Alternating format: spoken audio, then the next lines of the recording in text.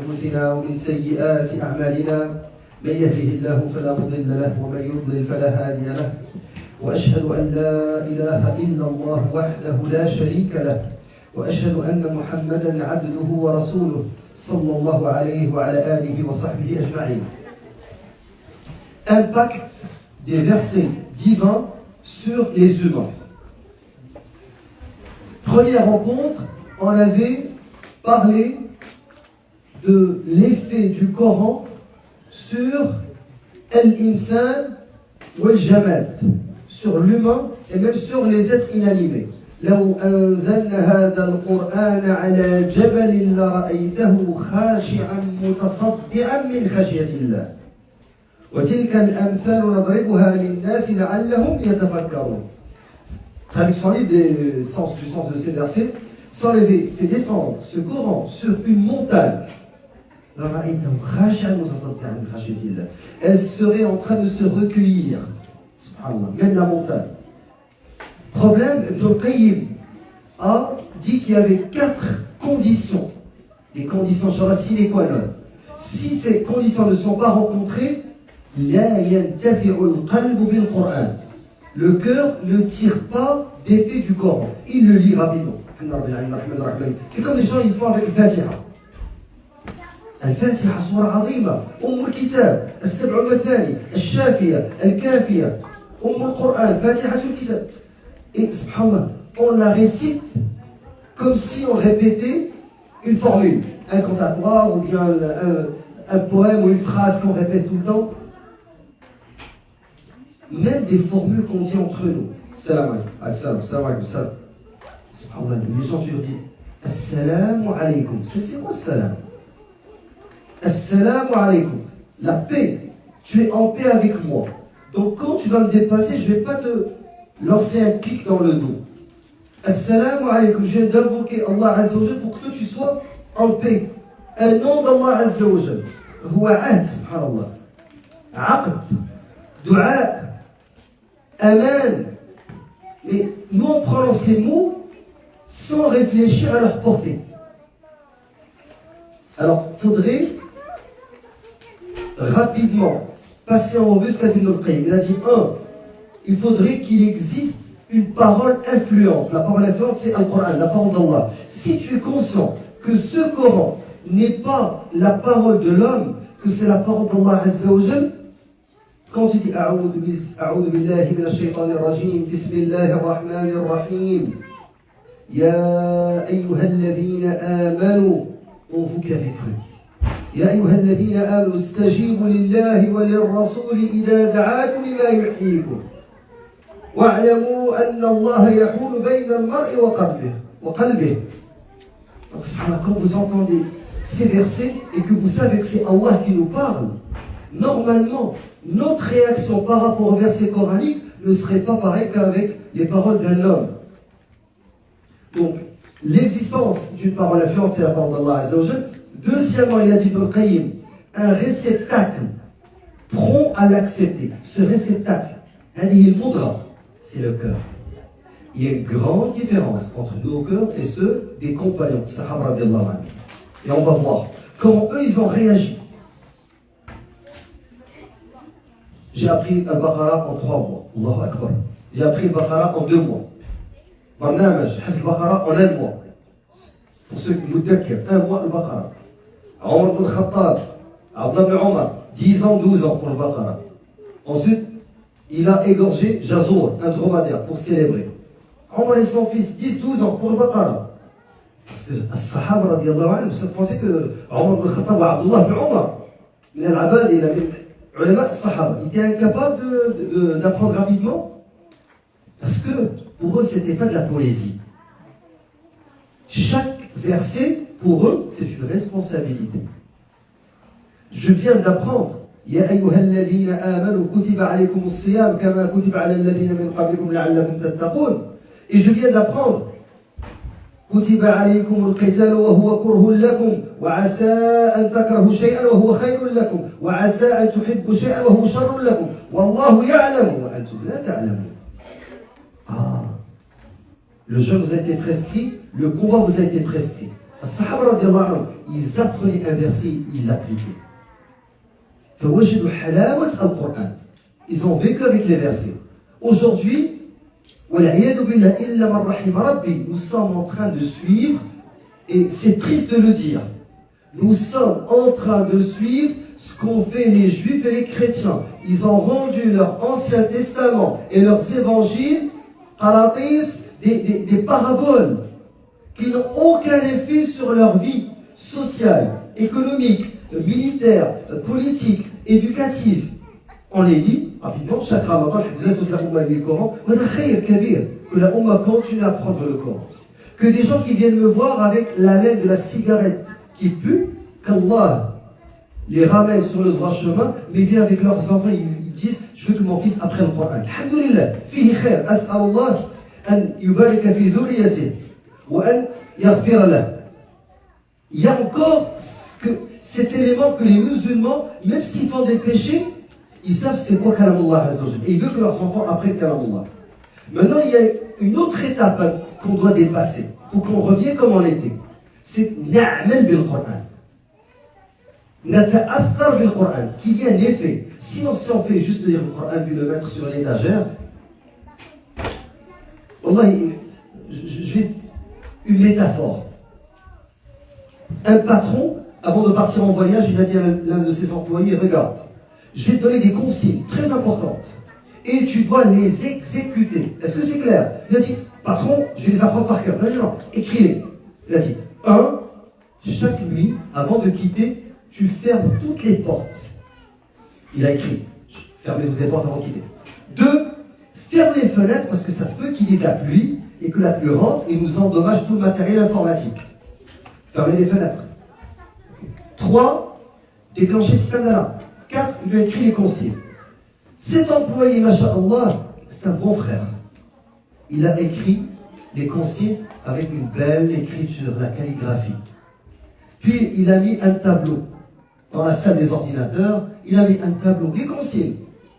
Et le patron est parti.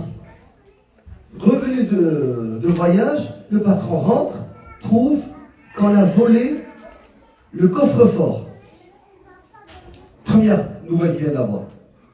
Il rentre dans la salle des ordinateurs, l'eau s'est infiltrée par une fenêtre oubliée, par inadvertance, et il vient de perdre 2-3 ordinateurs. Il rentre dans la salle à manger, se rend compte que l'alarme n'a pas été déclenchée, qu'un camion est venu, ils ont vidé tout le stock. Il appelle l'employé. Ya Abdallah, est-ce que tu as appliqué mes consignes? Il a dit, Wallah, je les lisais tous les jours. Je récitais par cœur les consignes.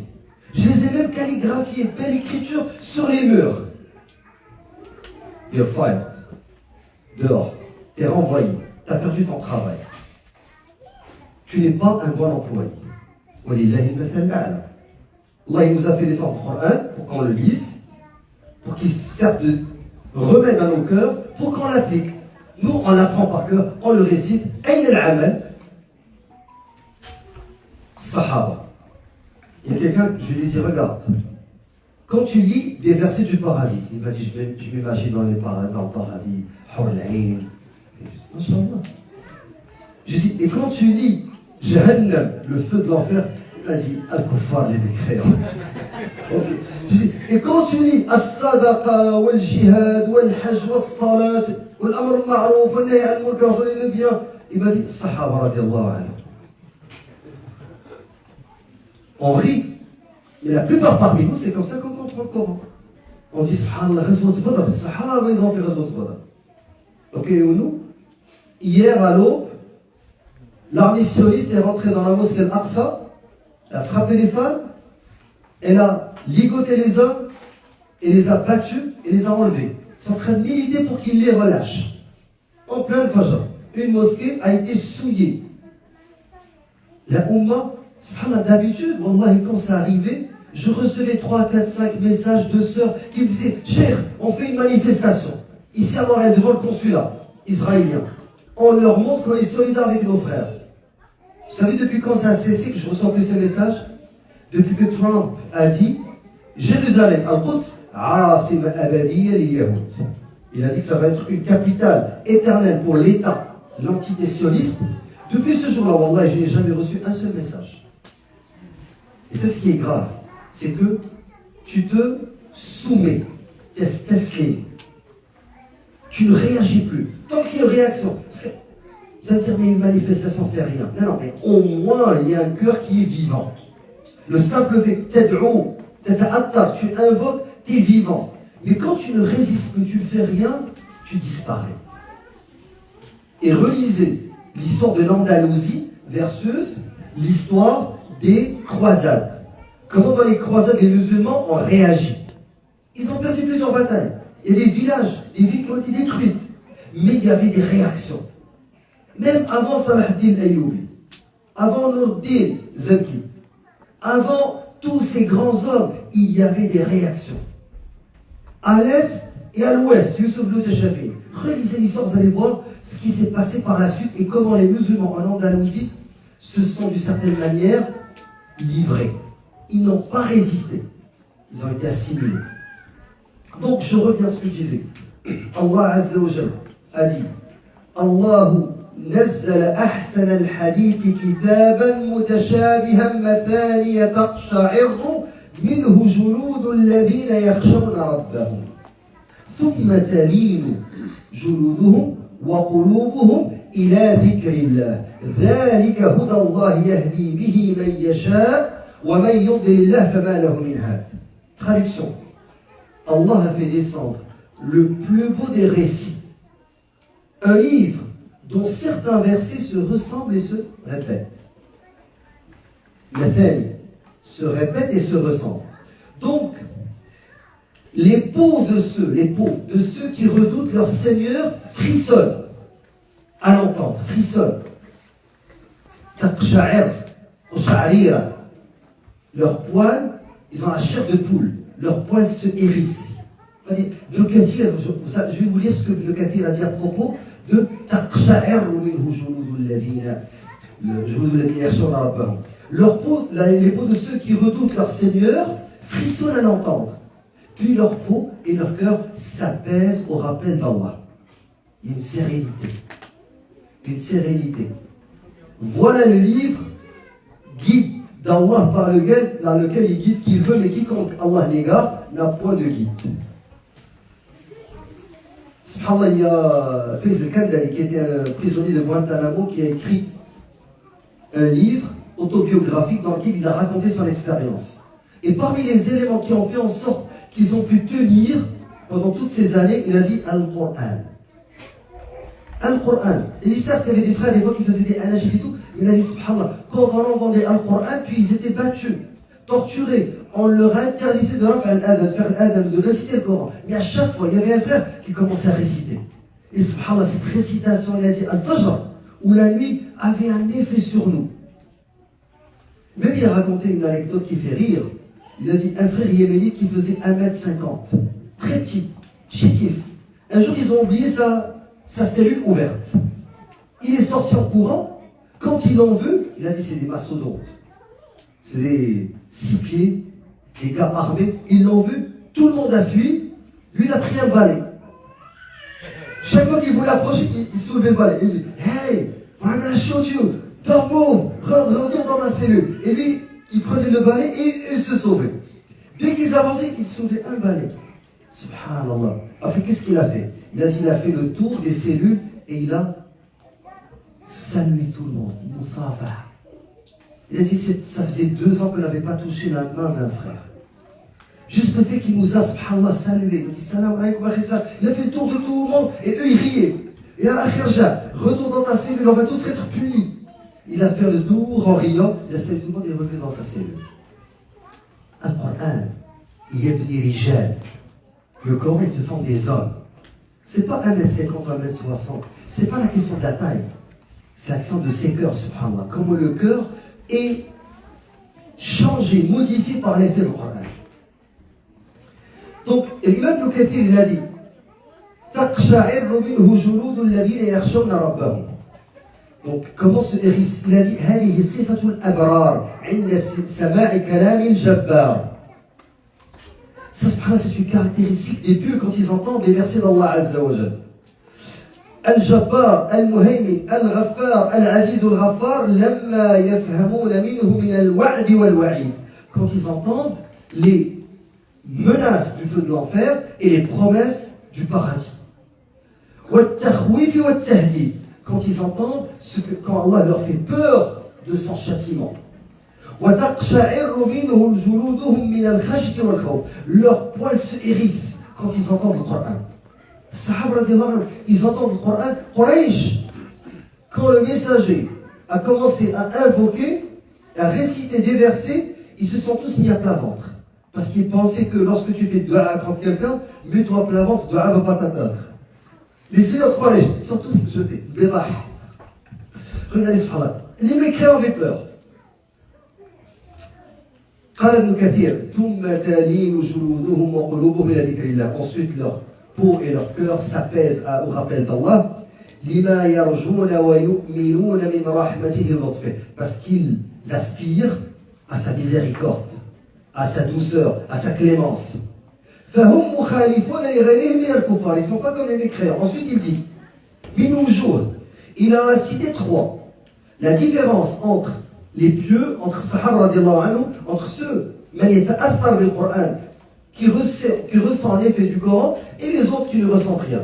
أحدها أن سماع هؤلاء هو تلاوة الآيات وسماع أولئك نغمات لأبيات من أصوات القينات. Allah est moussé. Il y a des gens qui vont dans des mosquées, qui s'assoient, puis quelqu'un qui commence à réciter Ya Allah, Ya Allah. Est-ce que c'est mauvais d'écouter quelqu'un réciter d'une très belle voix? Ar-Rasoul alayhi salam demandait à Ubay ibn Ka'b, à Abdullah ibn Mas'ud, Abu Musa al-Ash'ari, Outia Mizmar Mazamir, Moussa, Daoud. Il leur disait à Rasoul alayhi salam, récite. Allah Mas'ud dit, Ya Rasoul, alayka unzil. Je récite et dit, j'aime l'entendre d'autres personnes. Ar-Rasoul alayhi salam. Donc, Savoir le Coran n'est pas de problème, à le fait de tirer un plaisir à écouter une belle récitation. Mais ce que dit Ibn Kathir, il y en a qui écoutent ces belles voix, qui écoutent, subhanallah, Zaynu aswatakum bil Coran. Donc, il y a des gens, quand ils récitent, subhanallah, ils ont une belle récitation, ça a un effet. Mais il y a une différence entre ceux qui l'écoutent et qui agissent, et ceux qui l'écoutent comme s'ils écoutaient, une chanson.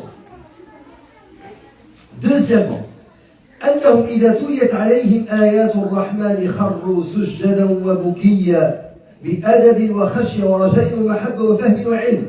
Et subhanallah, السلف, quand ils entendaient ce verset de Surat Maryam, le verset 58, أولئك الذين أنعم الله عليهم من النبيين من ذرية آدم وممن حملنا مع نوح ومن ذرية إبراهيم وإسرائيل وممن هدينا واجتبينا إذا تتلى عليهم آيات الرحمن خروا سجدا وبكيا.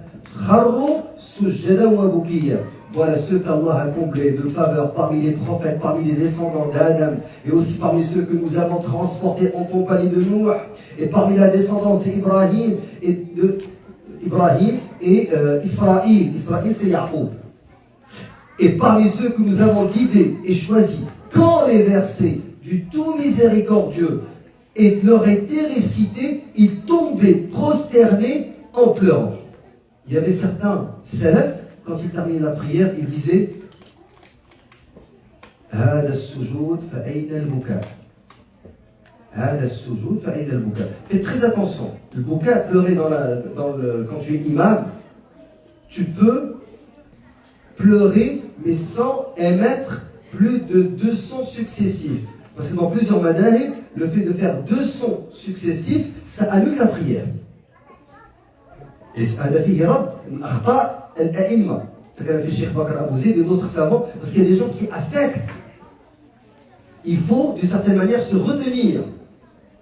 Et As-Sahaba radiallahu anhu et d'autres salafs racontaient qu'ils voyaient les larmes couler, mais qu'ils n'entendaient Yasma'una Aziz, Aziz al-Nahl, un bourdonnement dans la poitrine, mais pas de bruit qui sortait. Alors, ça c'est à propos de, en général, l'effet du Coran. Maintenant, je vous donne quelques exemples. Comme ça, Inch'Allah, on passe Salat al-Isha. Je pense que les sœurs, pouvez passer de l'autre côté parce qu'on va utiliser cette salle, Inch'Allah, pour le rideau. Donc je passe le message pour que les sœurs libèrent cette salle, Inch'Allah.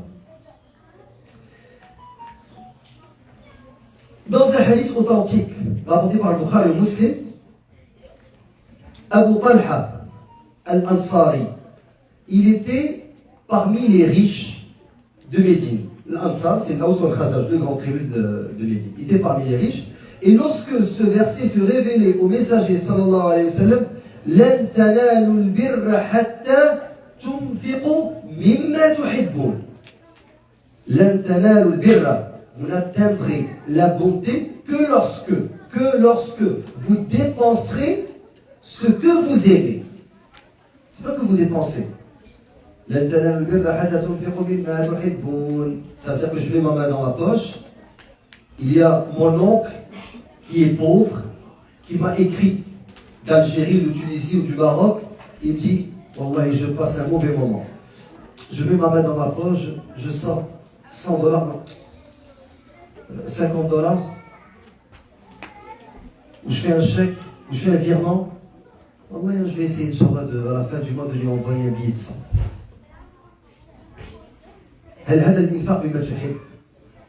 Tu as donné, et même des gens, ils vont essayer de donner la moindre des choses, la plus basse des dépenses, juste pour avoir la conscience en paix. Mais Allah Azza a dit, لَن تَنَالُوا الْبِرَّ حَتَّى تُنْفِقُوا مِمَّا تُحِبُّونَ.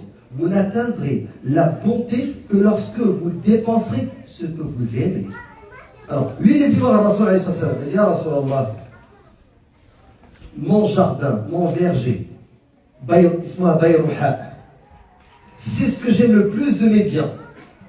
Et Rasul alayhi salam, il était en face de la mosquée du prophète, il rentrait, il faisait ses ablutions, il buvait de son eau, il prenait l'ombre de ce jardin, de ce verger. Il lui a dit, regardez ce qu'il a dit. Il a dit, au messager d'Allah, certes Allah le Très-Haut t'a révélé, vous n'atteindrez la bonté que lorsque vous dépensez ce que vous aimez. Et mon bien le plus précieux est Bayruha. Je le donne en aumône pour Allah le Très-Haut. Et j'en espère le bien, la récompense auprès d'Allah. Alors, subhanallah, il dit, dispose-en quand tu le souhaites au messager d'Allah. Et place cette offrande, ce don, comme tu veux. Utilise-le comme tu veux. Al-Rasul alayhi salatu wassalam, il a dit, Bakhil. L'arabe disait Bakhil. Ça veut dire quoi, Bakhil? Ahl-Ilm, ils ont dit, quand tu dis Bakhil, ça veut dire tuqalu inda ar-rida wal-i'jab bi-shay' ou al-fakhr. Tu es émerveillé parce que tu viens d'entendre ou al-madh. Donc c'est vraiment une parole qu'on dit, même je pense en dialecte, on dit quand il y a un joli but là. Un joli but, qu'est-ce que tu dis? Regardez, eux disaient, l'arabe il disait Bakhil. Alors, Rasul il a dit Bakhil, dhalika malun rabih. En fait, il y a deux versions. Dhalika malun rabih ou rayih. Même dans le Bukhari, il y a rayih. Ce que je suis en train de vous citer, c'est celle de Sahih Muslim. Rabih ou rayih. Alors, Shakka Abdullah, celui qui rapporte le hadith, Abdullah ibn Anas, il a un doute à propos de... Est-ce que c'est... Allah musta'an. Donc, Rabih ou Rayih. Alors, Al-Rasul alayhi salatu wassalam, il lui a dit, je ne veux pas crier trop fort, mais je sais que ce n'est pas les sœurs qui parlent. Parce que après, on est rendu au deuxième iftar, je me suis informé. C'est généralement des adolescentes et préadolescentes qui sont en train de discuter dans un coin, et il faudrait qu'on ait Inch'Allah assez d'espace pour que nos filles viennent ici socialiser entre elles. C'est la triste réalité. C'est pas tout le monde qui va vouloir écouter. Donc, d'autre côté, c'est un petit peu plus compliqué, Inch'Allah. Mais si on a l'espace en bas, les adolescents pourront socialiser entre elles, Inch'Allah. Donc, Al-Rasul alayhi salatu wassalam, il lui a dit, voilà une richesse prospère, j'ai bien entendu ce que tu as dit, mais je pense que tu devrais dépenser au profit de tes proches. Le Rasoul alayhi salatu wassalam a dit wa inni ara an taj'alaha fil aqrabin. Pourquoi dépenser dans ses proches? Parce que premièrement, tu dépenses de ce que tu aimes, et deuxièmement, c'est la lil arham, c'est la rahim. Ça, c'est la meilleure sadaqa. Tu veux, les frères viennent me voir, elle fidia.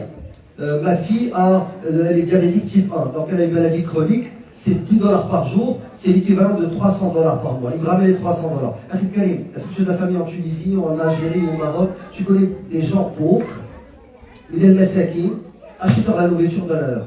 C'est mieux que tu la donnes à la mosquée, parce que de toute façon, nous on va faire ça. Si tu es capable de faire toi-même, Allah, j'ai pas le temps, prends le temps de le faire.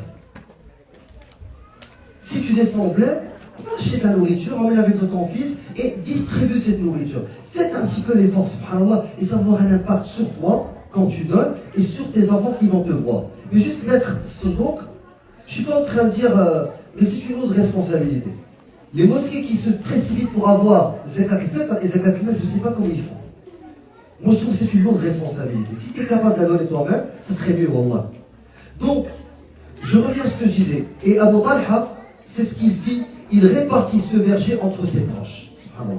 Maintenant, je donne un autre exemple. Al-Rasoul alayhi salatu wassalam. On va prendre le Coran.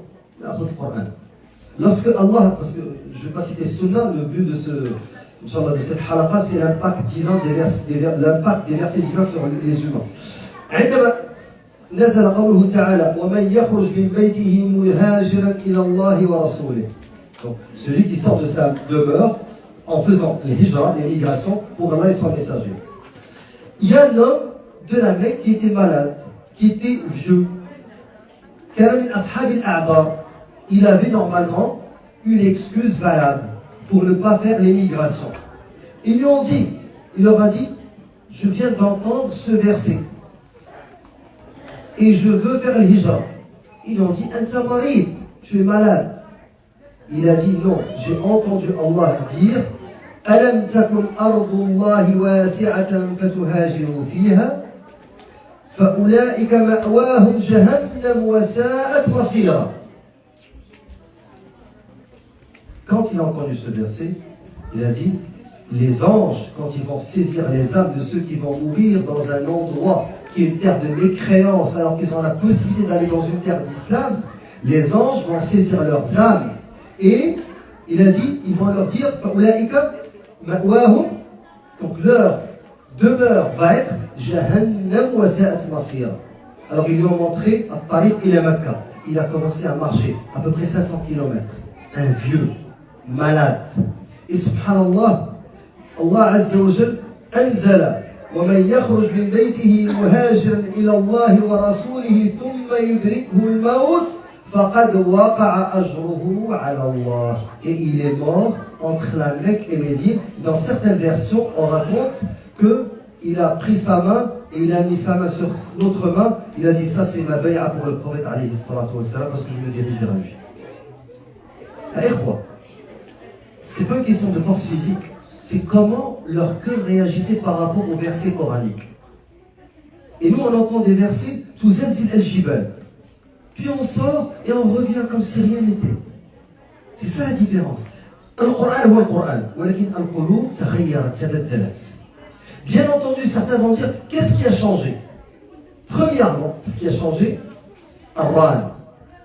Rana ala qulubi. C'est quoi Ar-Ran? Les péchés qu'on fait.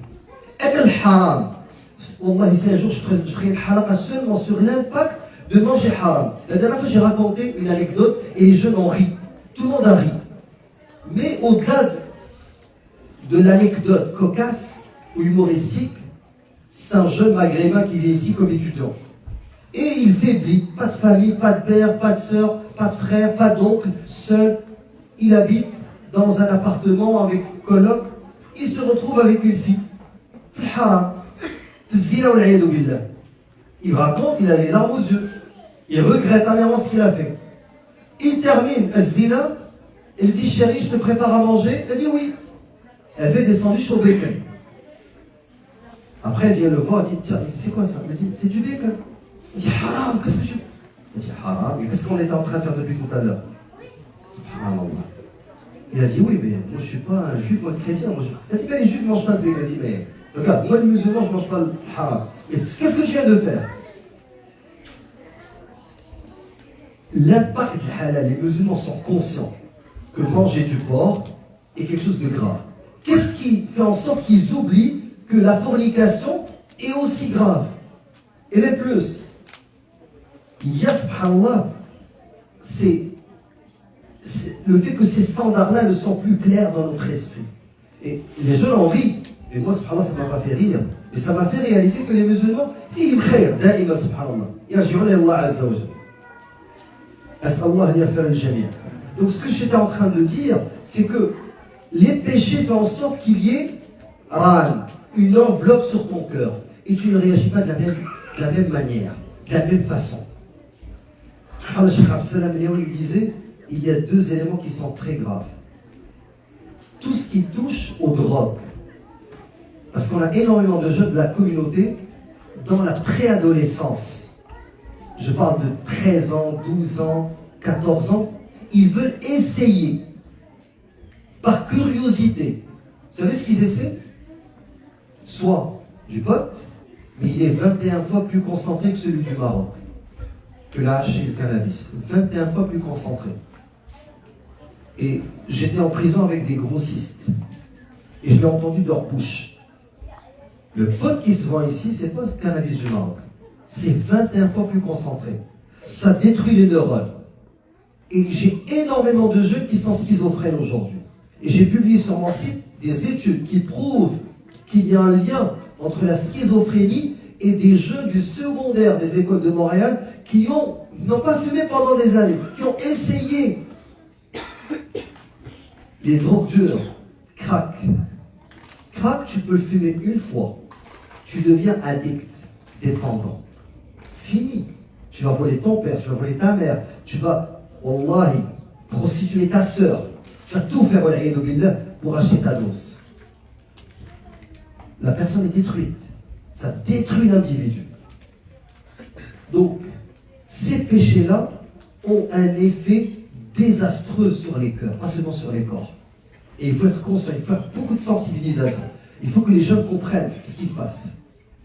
Donc, les Sahaba radiallahu anhum, quand ils ont entendu هذه الآيات, سورة الحجرات, يا أيها الذين آمنوا لا ترفعوا أصواتكم فوق صوت النبي ولا تجهروا له بالقول كجهر بعضكم بعضا لبعض أن تحبط أعمالكم وأنتم لا تشعرون. أن تحبط أعمالكم, que vos actes soient d'une certaine manière annulés. Sahabi a entendu ça. Thabit ibn Qais, Khatib al-Ansar, un homme éloquent, il a entendu, subhanallah, ce verset. La tarfa'u aswatakum fawqa sawti an-nabi. Ne faites pas en sorte de parler plus fort que le messager. ولا تجهروا له بالقول كجهر بعضكم لبعض. Quand, subhanallah, il a entendu ces versets, il est rentré chez lui et il s'est enfermé. Et il n'est plus ressorti. Quand on est parti le voir, qu'est-ce qui se passe? Il a dit, je suis de ceux أنا من الذين يرفعون أصواتهم فوق صوت النبي ويجهرون له بالقول. Et il s'est enfermé chez lui. Il s'est senti visé. Ça, c'est le deuxième point. Le premier point, ils interagissaient avec le Coran. Le deuxième point, il se sentait visé. Il disait pas comme j'ai dit au début. El-Jannah, le paradis, c'est pour nous. L'enfer, pour les mécréants. El-Jihad, el-Salat, el-Infaq, el-Hajj, c'est pour Sahaba. Non, il disait pas ça. C'est Yalladina amanu, moi. Je suis concerné. Lisez le livre de Abu Bakr al-Jazairi, rahmatullahi alayh, Nidaat ar-Rahman, li ahli al-Iman. Tous les ayats, ayyuhalladina amanu, ya ayyuhalladina amanu, on les visait par ya ayyuhalladina amanu. Omar radiallahu anhu, vous savez qui est Omar?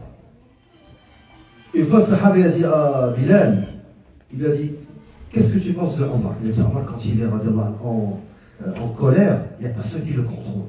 C'est un géant. Il détruit tout sur son chemin. Il ne faut pas le mettre en colère. Il a dit, Wallahi, je lui récite quelques versets, son cœur va devenir comme celui d'un enfant devant moi.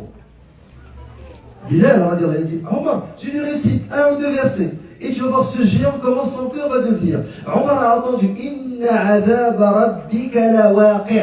Le châtiment de ton Seigneur est inévitable. Ma lahu min dafi'. Nul ne pourra le repousser. Omar, radiallahu anhu, marida fa'adahu an-nas. Il a entendu ces deux versets. Nous, Surat At-Tur, nos enfants la connaissent par cœur. Il a entendu deux versets, pas plus. Marid Omar, il est tombé malade. Ce géant se parlait. Wallah, quand je lis comment Salaf interagissent avec le Coran, on se dit que nous, on lit le Coran, c'est comme si on lisait n'importe quel texte poétique. Même il y a des gens, c'est ce qui est grave, quand l'imam commence à faire dua al-qunut, Allahumma hadina fi man hadayt, wa afina fi man afayt, wa tawallana fi man tawallayt, wa barik lana fi ma a'tayt. Subhanallah, tu vas khushu'. كلام البشر دعاء مأثور للنبي عليه الصلاة والسلام. Mais il يبقى أنه بشر النبي. Mais quand vient le temps de réciter le Coran, les gens ne pleurent pas. D'ailleurs, parmi les erreurs des imams pendant le Ramadan, livre à lire, c'est السجع في الدعاء. Ni Cheikh Al-Aziz Tarafi, il a aussi insisté sur ce point-là, qui était connu depuis longtemps, depuis Cheikh Abu Bakr Abu Zayd rahmatullah alayh, le fait d'avoir un dua rimé. Ya wali al-mu'minin, ahlik al-zalimin. Donc tu essaies de trouver des al-fawasil, des rimes à la fin, de telle manière que tout rime. Il a dit لم يؤثر هذا على النبي صلى الله عليه وسلم ولا على الصحابة ولا على التابعين. Ils n'ont jamais fait des invocations rimées comme ça. Mais pourquoi les imams le font? Parce que الناس تتأثر بالدعاء أكثر الآن من القرآن. Tu n'entends jamais les gens pleurer pendant la récitation du Coran. Mais les gens pleurent quand il y a des invocations. Alors, Inch'Allah, la dernière anecdote ou dernier élément que je voulais vous citer ce soir, زينب رضي الله عنها لما أراد النبي عليه الصلاة والسلام أن يزوجها لسيدنا زيد بن حارثة. C'était un esclave, mais qui a été affranchi. Et lorsque, d'une certaine manière, elle se voyait qu'une femme, une Quraysh, noble, elle va se marier avec un esclave. C'était pas le même rang. Et elle a éprouvé une certaine réticence. Allah Azza wa Jal a fait descendre وَمَا كَانَ لِمُؤْمِنٍ وَلَا مُؤْمِنَةٍ إِذَا قَضَى اللَّهُ وَرَسُولُهُ أَمْرًا أَنْ يَكُونَ لَهُمُ الْخِيَرَةُ مِنْ أَمْرِهِمْ. Surat Al-Ahzab. Automatiquement, elle a accepté Zaynab radiallahu anha. Par la suite, vous connaissez l'histoire, elle va être divorcée, puis elle va se marier avec le messager sallallahu alayhi wa sallam, et elle va devenir l'une des mères des croyants. Alors, ça, subhanallah, comment elle a réagi. Maintenant, as-sahabiyat, lorsque Allah a fait descendre وَقُلْ لِلْمُؤْمِنَاتِ, dit aux croyantes, يَغْضُضْنَ مِنْ أَبْصَارِهِنْ, de baisser leur regard. Il y a une sœur qui m'a envoyé, c'est seulement les frères qui doivent baisser leur regard. Les sœurs ne doivent pas baisser leur regard. Depuis quand ça? Comment on dit que la femme ne doit pas regarder un match de foot? Parce qu'il y a des hommes qui jouent. La femme ne doit pas regarder un combat de MMA. Parce que c'est des hommes.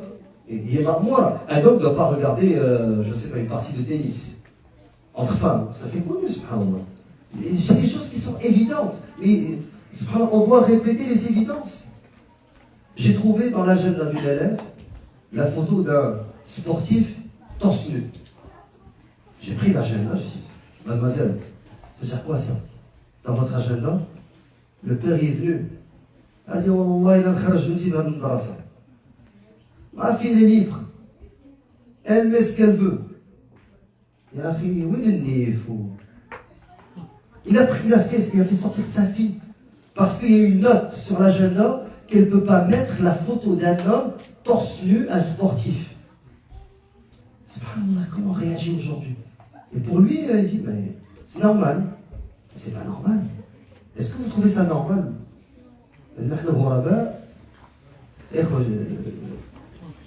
Pour l'enregistrement, est-ce que vous trouvez ça normal?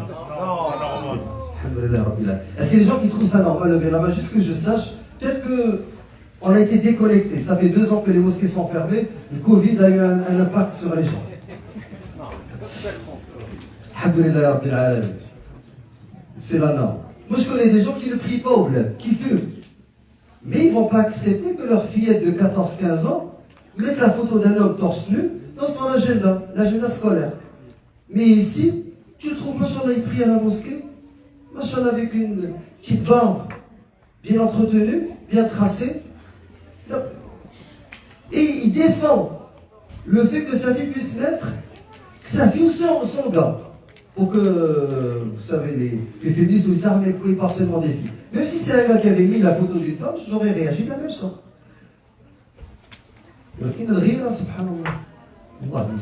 Donc, et dit aux croyants de baisser le regard, de garder leur chasteté. De garder leur chasteté. Et de ne montrer de leurs atours que ce qui en paraît. Certains ont dit ce qui en paraît, pour ceux qui disent que le niqab n'est pas obligatoire. Les autres qui ont dit que la face et les mains sont aussi la aura, ils ont dit al-thiyab. C'est les vêtements. Et qu'elles rabattent leur voile sur leur poitrine. Les autres disent, voici la preuve qu'elles rabattent leur voile sur leur poitrine, que la face doit être cachée. Lorsque ce verset a été révélé, ماذا قالت المؤمنين رحم الله نساء الأنصار خرجن كالغرابيب السود, les corbeaux noirs. Parce que c'était quoi le hijab? Il n'y avait pas de niqab, ce qu'on connaît aujourd'hui, hijab, un foulard. Hijab, c'est un drap, haïk. Est-ce que vous connaissez le haïk? Oui. C'est ça, un drap, puis elle faisait comme ça. Divergence entre Sahaba. Est-ce qu'elle laisse un œil ou 2? C'est ça le hijab qu'il y avait à l'époque. Et quand elle marchait, elle lâchait. Aïcha radiallahu anha, elle marchait comme ça. Il y a déjà un rukban, tawaf, les hommes ils approchent, elle fait ça. Les hommes dépassent, elle lâche. Et chez elle, dans les cours, parce qu'il y a des cours intérieurs, elles pouvaient rester sans hijab, travailler avec leurs vêtements au niveau de la maison, avec le soleil qui rentre. Et lorsque Uthman ibn Affan radiallahu anhu est devenu khalifa, il a interdit que les jeunes élèvent des pigeons. Ils ont dit, des pigeons, savoir. L'if al-blad arabe, c'est quoi le hmal? Pourquoi les pigeons? Parce que les jeunes vont sur les terrasses. Et quand tu vas sur les terrasses pour voir tes pigeons voler, tu peux voir dans les cours. Donc Uthman radiallahu anhu, il a émis un ordre, il a dit plus de pigeons. Personnellement sur les doigts, parce que les femmes, elles ont besoin d'intimité. أسأل الله عز وجل أن يحيي قلوبنا بالقرآن وأن نكون من أهل القرآن الذين يستمعون القول فيتبعون أحسنه. سبحانك اللهم وبحمدك أشهد أن لا إله إلا أنت نستغفرك ونتوب إليك. أعتذر عن الإطالة.